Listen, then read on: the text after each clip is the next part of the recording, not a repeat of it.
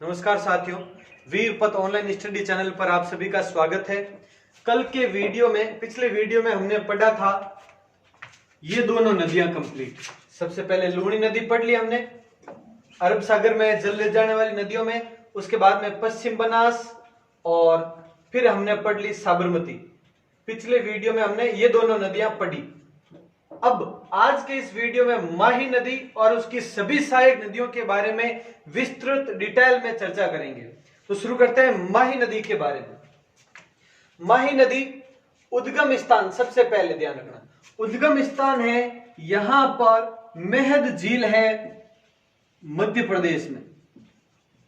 मेहद झील मध्य प्रदेश, धार जिला है मध्य प्रदेश का, धार जिला, धार जिले में मेहद झील है। और विंध्याचल की पहाड़ियां वहीं पर है, यही विंध्याचल पहाड़ियां हैं। और अगर पहाड़ियों का ऑप्शन मिले तो विंध्याचल की पहाड़ियों से उद्गम होता है मेहद झील से माही नदी का। तो ये हो गया राजस्थान में प्रवेश।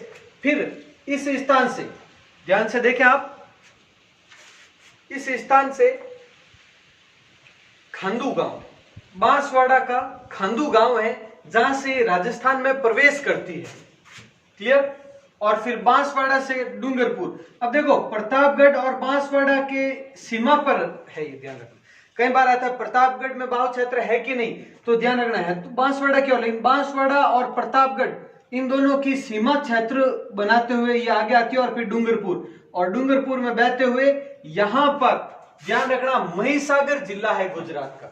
मैंने इन चारों जिलों के बारे में बताया था आपको कि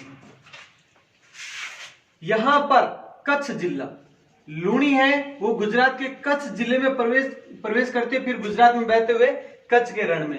यहां पर बताया था आपको बनासकांठा, बनास नदी, बनासकांठा बस। और यहां पर सांबरकांठा, साबरमती यानी सांबरकांठा, बस ऐसे याद रख लेना आप। ये जिला है बनासकांठा, सांबरकांठा। और माही है वो अभी भी बताया है महिसागर, बस। जिलों के नाम है नदी के नाम से मिलते जुलते, इसलिए याद रह जाएगा कि किस जिले से वो गुजरात में प्रवेश करती है।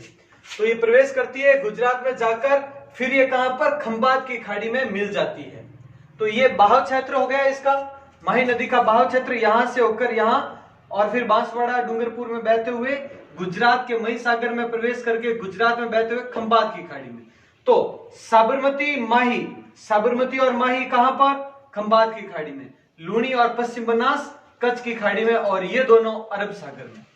तो अब देखें इसकी कुल लंबाई, इस नदी की, माही नदी की कुल लंबाई है वो 576 किलोमीटर। इंपॉर्टेंट है, ध्यान रखना, 576 किलोमीटर है। और सिर्फ राजस्थान में बात करें, ये यहां से लगाकर यहां तक, ये राजस्थान की बात करें तो कितनी है? 171 किलोमीटर। राजस्थान में 171 किलोमीटर है इसकी दूरी। अब देखो माही नदी का प्रवाह क्षेत्र, माही नदी का प्रवाह क्षेत्र क्या कहलाता है? तो ध्यान दें, माही नदी का प्रवाह क्षेत्र 56 का मैदान या पुष्प प्रदेश कहलाता है। इस क्षेत्र में हमने विभिन्न भौगोलिक प्रदेशों के उपनाम पढ़े थे, और उसमें हमने पढ़ा था 56 का मैदान, और उसमें प्रतापगढ़ और बांसवाड़ा के 56 गांवों का मैदान, उसे 56 का मैदान कहते हैं, ये पढ़ा था हमने। तो 56 का मैदान है वो बांसवाड़ा प्रतापगढ़ क्षेत्र में। माही नदी का जो प्रवाह क्षेत्र है वहां के 56 गांवों के समूह को कहा जाता है। और 56 की पहाड़ियां बाड़मेर में है, ये ध्यान रखना, 56 की पहाड़ियां बाड़मेर और 56 का मैदान बांसवाड़ा प्रतापगढ़, माही नदी का प्रवाह क्षेत्र ये हो गया। और पुष्प प्रदेश भी इसी को कहते हैं, माही नदी के प्रवाह क्षेत्र को ही। अब इसके उपनाम और क्या क्या कहा जाता है इसको? दक्षिणी राजस्थान की स्वर्ण रेखा, बहुत महत्वपूर्ण है। दक्षिणी राजस्थान की स्वर्ण रेखा किसे कहते हैं? माही नदी को। दक्षिण की गंगा किसे कहते हैं? माही नदी को। आदिवासियों की गंगा माही नदी, वागड़ की गंगा माही नदी, और कांठल की गंगा माही नदी। कैसे, क्यों? तो यहां पर देखो दक्षिण में प्रमुख नदी यही है, देख लो, दक्षिण की प्रमुख नदी है, सबसे प्रमुख। अब इसे यहाँ की स्वर्ण रेखा कहते हैं क्योंकि सबसे प्रमुख है। अगर वह नदी उपयोगी होती है तो जीवन रेखा, स्वर्ण रेखा, गंगा, ऐसे नाम है। और अगर वो अनुपयोगी है तो वहां पर उसे सौ कहा जाता है, जैसे घग्गर नदी को राजस्थान का सौ कहते हैं अगर उपयोगी नहीं है तो। और यह नदी बहुत उपयोगी है, जिस कारण से अब दक्षिण की गंगा दक्षिण क्षेत्र में, आदिवासियों की गंगा क्यों? क्योंकि यहां पर आदिवासी क्षेत्र है, राजस्थान के दक्षिण में आदिवासी क्षेत्र है तो आदिवासियों की गंगा। वागड़ क्षेत्र, तो ये वागड़ क्षेत्र ही है, डूंगरपुर, बांसवाड़ा और प्रतापगढ़ वगैरह, तो ये दक्षिण का भाग वागड़ क्षेत्र कहलाता है, तो वागड़ की गंगा। कांठल, तो कांठल प्रतापगढ़ और बांसवाड़ा, मुख्य प्रतापगढ़ और फिर कुछ क्षेत्र बांसवाड़ा का, तो ये है कांठल क्षेत्र। तो कांठल की गंगा भी इसे ही कहा जाता है, बहुत ही महत्वपूर्ण है, ध्यान रखना आप। अब नेक्स्ट पॉइंट है इसमें कि माही नदी कर्क रेखा को 2 बार काटती, ये ध्यान रखना। कर्क रेखा को, जैसे कि कर्क रेखा है वो इस तरह से डूंगरपुर के दक्षिणी भाग से होते हुए बांसवाड़ा के मध्य से होकर गुजरती है, तो 2 बार यहां पर और यहां पर 2 बार काटती है, ध्यान रखें। तो कर्क रेखा को 2 बार काटने वाली नदी कौन सी है? माही नदी। अब नेक्स्ट, 3 राज्यों में बहने वाली नदी, 3 राज्य देखो इधर, गुजरात, राजस्थान, मध्य प्रदेश, तो वही है गुजरात, यहां पे राजस्थान और मध्य प्रदेश, 3 जिलों राज्यों में। और 3 राज्यों में बहने वाली और कौन सी नदी है राजस्थान की, जो इसके बाद में हम चर्चा करेंगे उस नदी के बारे में? चंबल नदी। चंबल नदी मध्य प्रदेश, राजस्थान, उत्तर प्रदेश, मध्य प्रदेश, राजस्थान, उत्तर प्रदेश, वो भी 3 राज्यों में है, जो अगले वीडियो में हम चर्चा करेंगे उसके बारे में। फिलहाल ये देखें अब इसमें, ये इसकी आकृति भी ध्यान रखना, इसकी आकृति गुजरात से होकर इस तरीके से मध्य प्रदेश से होकर राजस्थान के बाद में गुजरात, तो यह आकृति इस तरह से बनती है इसकी, यानी वी आकार या उल्टा वी आकार या उल्टा यू आकार, ऐसा है कि उल्टा वी आकार की आकृति वाली नदी या उल्टा यू आकार की आकृति वाली नदी कौन सी है? तो वो माही नदी है। ये आकृति देख लेना, इसकी ध्यान रखना, मध्य प्रदेश, राजस्थान और गुजरात। चलो नेक्स्ट पॉइंट है, माही नदी पर कुछ एक परियोजनाएं हैं, प्रमुख परियोजनाएं हैं। इन परियोजनाओं के बारे में क्वेश्चन पूछे जाते हैं कि कहां पर है और किस नदी पर है। ये क्वेश्चन आमतौर पर बहुत ज्यादा पूछे जाते हैं, तो इनसे संबंधित थोड़ा चर्चा कर लेते हैं। देखिए आप, माही बजाज सागर परियोजना, माही बजाज सागर परियोजना है कहां पर? बोरखेड़ा, बांसवाड़ा, बोरखेड़ा, बांसवाड़ा। बांसवाड़ा में देखो बोरकुंड भी अलग है और बोरखेड़ा अलग है, ये दोनों गांव अलग है। बोरकुंड जो सबसे दक्षिणतम गांव है, बोरकुंड पढ़ा था हमने, यहाँ पे कोणा, यहाँ पे बोरकुंड, और ये है बोरखेड़ा बांसवाड़ा में। तो एक तो माही बजाज सागर परियोजना किस नदी पर? माही नदी पर। और कहां पर? बांसवाड़ा में। दोनों क्वेश्चन बनते हैं, ध्यान रखना। कागदी पिकअप बांध, कागदी पिकअप बांध कहां पर है? बांसवाड़ा में। किस नदी पर है? माही नदी पर। और ये कागदी पिकअप बांध परियोजना भी है और बांध भी है। फिर भीखाबाई सागवाड़ परियोजना, भीखाबाई सागवाड़ परियोजना डूंगरपुर, ध्यान रखना, डूंगरपुर, और किस नदी पर है? माही नदी पर। तो अब देखें आगे, नेक्स्ट इंपोर्टेंट है, ये ध्यान रखना, भीखाबाई सागवाड़ परियोजना डूंगरपुर, एग्जाम में ये क्वेश्चन पूछा जा चुका है। फिर आगे कड़ाना बांध, कड़ाना बांध परियोजना कहां पर है? गुजरात में। ध्यान रखना, ये माही नदी पर स्थित वो परियोजना जो राजस्थान से बाहर है, गुजरात में है, ध्यान रखना। कड़ाना बांध परियोजना गुजरात में है। एक कन्नाडा बांध कहां पर है, ये भी ध्यान रखना आप।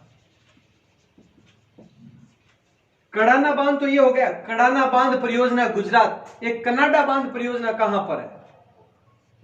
तो कन्नाडा बांध परियोजना कोई भी आउट ऑफ इंडिया नहीं है, कनाडा में नहीं है, ये हमारे ही देश में झारखंड में है, ध्यान रखना, झारखंड में, और वो है मयूराक्षी नदी पर। मयूराक्षी नदी पर है और झारखंड में है ये कन्नाडा बांध परियोजना, ध्यान रखना, ये भी एक्स्ट्रा पॉइंट।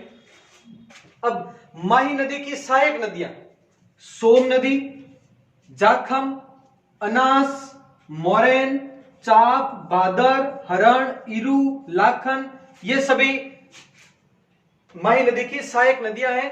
ये सोम, जाखम, अनास वगैरह तो प्रमुख है, बहुत विशेष है। अब देखो एक पॉइंट और इसमें विशेष देखना, सोम, माही और जाखम के त्रिवेणी संगम के बारे में सुना होगा आपने, तो उसके बारे में एक बार देख लो आप। ये वेणेश्वर धाम क्या है, त्रिवेणी संगम के बारे में। त्रिवेणी संगम है किन किन नदियों का है, तो वो माही, सोम, जाखम,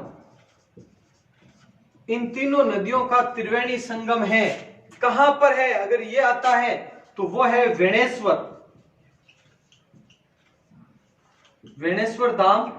ये अगर पूरी एग्जैक्ट लोकेशन वगैरह सब अगर देखें तो वो है एक नेवटपुरा तहसील है, नेवटपुरा है क्षेत्र, आशापुरा तहसील, आशापुरा तहसील और डूंगरपुर, यहां पर है ये वेणेश्वर धाम। अब वेणेश्वर धाम क्यों प्रसिद्ध है, क्या है, उसके बारे में ध्यान से सुने आप। तो इस वेणेश्वर धाम को, इस मेले को नीला पानी मेला कहते हैं। वेणेश्वर धाम मेला यानी यहां पर इस त्रिवेणी संगम पर वेणेश्वर मेला भरता है, जिसे नीला पानी मेला भी कहते हैं, नीला पानी मेला। और इसे ही आदिवासियों का कुंभ कहा जाता है, आदिवासियों का कुंभ किसे कहा जाता है, वेणेश्वर धाम, नीला पानी मेला, आदिवासियों का कुंभ।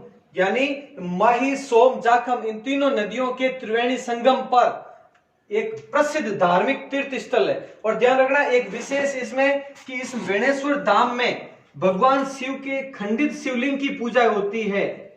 एकमात्र स्थान है जहां पर खंडित शिवलिंग की पूजा होती है।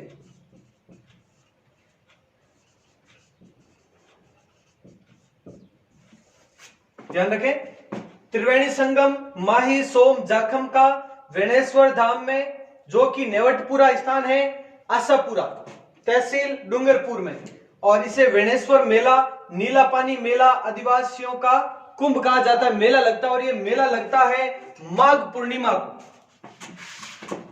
ध्यान रखें, ये मेला प्रत्येक वर्ष माघ पूर्णिमा को लगता है। तो इससे संबंधित बहुत ही ये मोस्ट है, ध्यान रखना। वेणेश्वर भी जो हमें सोम और जाखम में अलग से पढ़ने की आवश्यकता नहीं है। ये त्रिवेणी संगम हम सोम नदी के बारे में पढ़ेंगे तब भी आएगा, जाखम पढ़ेंगे तो भी आएगा, तो अलग अलग अब इन दोनों में पढ़ने की आवश्यकता नहीं है। एक साथ हमने पढ़ लिया माही नदी में ही, त्रिवेणी संगम, माही, सोम, जाखम, बहुत इंपॉर्टेंट है। तो ये हो गया आपकी माही नदी के बारे में कंप्लीट डिटेल, आप स्क्रीनशॉट ले लें। इसके बाद में हम शुरू करेंगे अब इनकी सहायक नदियों के बारे में पूरी डिटेल। अब बात करते हैं माही नदी की सहायक नदियों के बारे में। तो देखो बात शुरू करते हैं। अब इसमें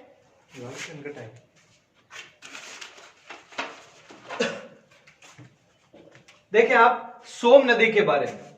सोम नदी बिछमेड़ा की पहाड़ियां, उदयपुर, ध्यान रखें, बिछमेड़ा की पहाड़ियां उदयपुर से उद्गम होता है और फिर ये इस ओर बहते हुए वेणेश्वर धाम डूंगरपुर में आकर विलीन हो जाती है। इस तरह से तो कौन से दो जिले, अगर पूछ ले सोम नदी का बहाव क्षेत्र कौन सा है, तो वो कौन सा है, उदयपुर और डूंगरपुर। उदयपुर से उद्गम और डूंगरपुर में ये माही नदी में विलीन हो जाती है वेणेश्वर धाम, जो अभी अभी हमने पढ़ा है माही नदी के बारे में। वेणेश्वर धाम मेला लगता है जहां पर। अब ये हो गया। अब आदिवासियों का प्रमुख तीर्थ स्थल, आदिवासियों का प्रमुख तीर्थ स्थल देव सोमनाथ। देव सोमनाथ जो कि डूंगरपुर में है, वो इसी नदी पर स्थित है, यानी सोम नदी पर स्थित है देव सोमनाथ। कहां पर है ये भी ध्यान रखना, देव सोमनाथ डूंगरपुर में, ये आदिवासियों का प्रमुख तीर्थ स्थल है और सोम नदी ध्यान रखना। अब सोम कमला अंबा परियोजना और सोम कागदर परियोजना, ये दोनों परियोजनाएं सोम नदी पर स्थित है। अब इसमें एक चीज ये देखना, सोम कमला अंबा परियोजना और सोम कागदर परियोजना कहां पर है, इससे संबंधित भी मोस्ट क्वेश्चन बनता है। तो ध्यान रखना, ये है डूंगरपुर और ये है उदयपुर। मतलब अलग अलग कैसे? ये परियोजना एक ही है, ध्यान रखना, ये कोई अलग अलग परियोजना नहीं है। चाहे सोम कमला अंबा परियोजना कहो या सोम कागदर परियोजना कहो, एक ही है। बस इन दोनों जिलों में ये नाम अलग अलग है। इसी परियोजना को डूंगरपुर में सोम कमला अंबा परियोजना नाम दिया गया है और उदयपुर में सोम कागदर परियोजना नाम दिया गया है। और दोनों कहां पर? सोम नदी पर। और सोम नदी इन दोनों जिलों में बहती है, दोनों में बहाव क्षेत्र है, तो इन दोनों जिलों में विस्तृत है ये परियोजना। इंपॉर्टेंट है, ध्यान रखना सोम नदी के बारे में। ये हो गया सोम नदी के बारे में कुछ इंपॉर्टेंट फैक्ट्स। अब बात करते हैं जाखम नदी की। जाखम नदी का उद्गम भंवरमाता की पहाड़ियां, प्रतापगढ़, तो ये इस साइड से हो जाती। भंवरमाता की पहाड़ियां, प्रतापगढ़, वहां से उद्गम है और फिर ये भी उसी स्थान पर। तो ये देखें, सोम नदी बिछामेड़ा की पहाड़ियों से होकर यहां पर वेणेश्वर धाम डूंगरपुर में, और ये भी जाखम नदी भी भंवरमाता की पहाड़ियां प्रतापगढ़ से उद्गम होकर ये इसी स्थान पर। ध्यान रखना, वेणेश्वर धाम में त्रिवेणी संगम तीनों का।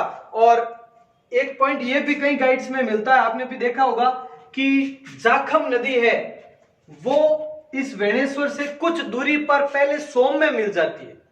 तो ध्यान रखें, जाखम नदी इस वेणेश्वर धाम से कुछ एक दूरी पर पहले सोम में मिल जाती है। इसलिए कुछ गाइड में यह भी पॉइंट मिलेगा कि जाखम है वो सोम की सहायक नदी है, क्योंकि वेणेश्वर धाम से कुछ दूरी पर वो सोम में मिल जाती है और फिर सोम माह में मिल जाती है, यानी ज्यादा दूरी नहीं है, इसलिए त्रिवेणी संगम भी है। तो प्रेफरेंस इसी को दी जाती है, ज्यादातर सब गाइड्स में हो चाहे एग्जाम की दृष्टि से देखा जाए तो इसी को प्रेफरेंस दी जाती है। तो ध्यान रखना, वेणेश्वर धाम डूंगरपुर इसमें विलीन होती है ये तीनों। क्योंकि अगर ये ऐसा ऑप्शन में नहीं हो और बाई चांस ऐसा क्वेश्चन पूछ लें तो ध्यान रखना ये वेणेश्वर धाम से ज्यादा नहीं है, कुछ एक दूरी पर मीटर में है, किलोमीटर में भी नहीं है वो दूरी, सिर्फ मीटर में है, तो वहां पर सोम नदी में मिल जाती है। अब देखो, वेणेश्वर धाम में मिलने के बाद में एक और प्रमुख है यहाँ पर जाखम परियोजना या जाखम बांध। जाखम बांध परियोजना कहें, जाखम बांध कहें, जो कि प्रतापगढ़ में इसी नदी पर स्थित है, आराम से याद हो जाएगा। इसके बारे में कुछ प्रमुख तो यह है कि जाखम बांध जो कि राज्य का सबसे ऊंचा बांध है, राज्य का सबसे ऊंचा बांध कौन सा है? जाखम बांध। कितना है? 81 मीटर, यानी 81 मीटर, 81 मीटर ऊंचा है ये जाखम बांध, राज्य का सबसे ऊंचा है। ये भी पॉइंट ध्यान रखना आप। तो ये जाखम नदी के बारे में हो गया। अब बात करते हैं अनास नदी। ध्यान रखना, बनास, पश्चिम बनास, अनास, ये नाम में कंफ्यूज मत होना। तो अनास नदी अंबेर गांव है मध्य प्रदेश, मध्य प्रदेश के अंबेर गांव से उद्गम होता है इसका। और मेलेडी खेड़ा, बांसवाड़ा में एक स्थान है मेलेडी खेड़ा, वहां पर ये राजस्थान में प्रवेश करती है। और फिर गलियाकोट नामक स्थान है डूंगरपुर में, वहां पर ये माही में विलीन हो जाती है। तो मतलब ये मध्य प्रदेश से उद्गम होता है अनास नदी का, फिर मेलेडी खेड़ा, बांसवाड़ा, वहां पर जाकर ये राजस्थान में प्रवेश करती है। और फिर गलियाकोट नामक स्थान है, वहां पर ये माही में मिल जाती है। और ये हो गई है अनास नदी। उद्गम देखो ऐसा भी आ सकता है, माही नदी की वो सहायक नदी जिसका उद्गम राजस्थान से नहीं होता है। इंपॉर्टेंट पॉइंट है, इन सब का कहां पर है? राजस्थान में ही है उद्गम, लेकिन इसका अनास नदी का उद्गम राजस्थान नहीं है। पॉइंट इंपॉर्टेंट है, ध्यान रखना आप ये। और फिर गलियाकोट में ये माही में मिल जाती है, हो गया पॉइंट। अब मोरैन नदी, इसके बारे में देखो। मोरैन नदी डूंगरपुर की पहाड़ियां, डूंगरपुर जिले में ही है पहाड़ी क्षेत्र, वहीं से इसका उद्गम होता है। और कुछ दूरी पर गलियाकोट के निकट, यहां पे देखो त्रिवेणी संगम नहीं है ये ध्यान रखना, ये तो गलियाकोट में एग्जैक्ट है एक बड़ा स्थान है गलियाकोट डूंगरपुर में, वहीं पर मिलती है ये तो। और ये गलियाकोट के निकट यानी दूर है थोड़ी सी, गलियाकोट के कुछ दूरी पर, तो वहां पर ये माही में मिलती है। त्रिवेणी संगम इनका नहीं है, ध्यान रखना। तो ये हो गया गलियाकोट के निकट माही में मिलती है। अब देखो त्रिवेणी संगम, 5 प्रमुख त्रिवेणी संगम होते हैं राजस्थान के, जिसमें से एक तो हमने पढ़ लिया सो माही जाकम का, बाकी चारों हम बनास नदी पढ़ेंगे क्योंकि बनास से संबंधित है चारों त्रिवेणी संगम, उसमें हम एक साथ पढ़ लेंगे। देखो अब भादर, भादर नदी कंगुआ गांव है डूंगरपुर में, वहां से इसका उद्गम होता है और फिर डूंगरपुर में उद्गम होने के बाद में ये गुजरात में जाकर फिर मिलती है ये माही, ध्यान रखना। गुजरात में जाती है और गुजरात में जाने के बाद में ये माही नदी में मिल जाती है, ध्यान रखना। यानी जिसका उद्गम राजस्थान है लेकिन माही नदी में राजस्थान से बाहर मिलती है भादर नदी। फिर चाप, चाप नदी है, इसके बारे में देखो कालिंजरा की पहाड़ियों से इसका उद्गम होता है और बांसवाड़ा में ही, यानी कालिंजरा की पहाड़ियां ये भी कहां पर है, बांसवाड़ा में ही है।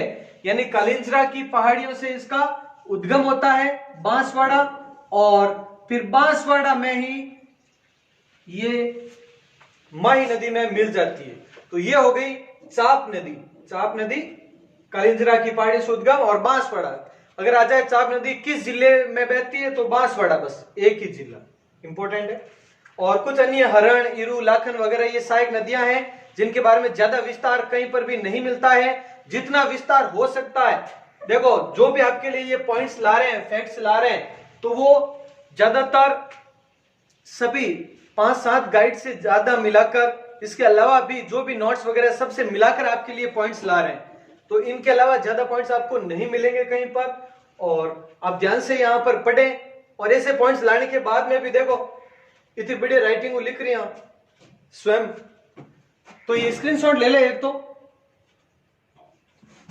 ठीक है। तो अब देखें आप ध्यान से इधर, ये हो गया क्योंकि अरब सागर की ओर जल ले जाने वाली नदियां पूरी हो गई अपनी। तो इसके बारे में 1 मिनट ये देख लें। लूनी हो गई पूरी, कच्छ की खाड़ी में ले जाती है। पश्चिम बनास हो गई, यानी इनकी सहायक नदियां, ये और इनकी सहायक नदियां कच्छ की खाड़ी में जल ले जाती है, ये हो गई पूरी। फिर हमने साबरमती नदी पढ़ ली, उसके बाद में अभी हमने पढ़ ली इसी वीडियो में माही नदी। तो साबरमती और माही जल कहां पर, खंबात की खाड़ी में, कच्छ और खंबात अरब सागर में। तो आंतरिक प्रवाह की नदियां सबसे पहले हो गई, उसके बाद में अरब सागर की ओर जल ले जाने वाली नदियां हो गई। अब हम अगले वीडियो में शुरू करेंगे बंगाल की खाड़ी में जल ले जाने वाली नदियां। तो नेक्स्ट वीडियो में मिलते हैं बंगाल की खाड़ी में जल ले जाने वाली नदियां। तो ठीक है, पढ़ते रहिए आप कंटिन्यू। मिलते हैं अगले वीडियो में। जय हिंद, जय भारत।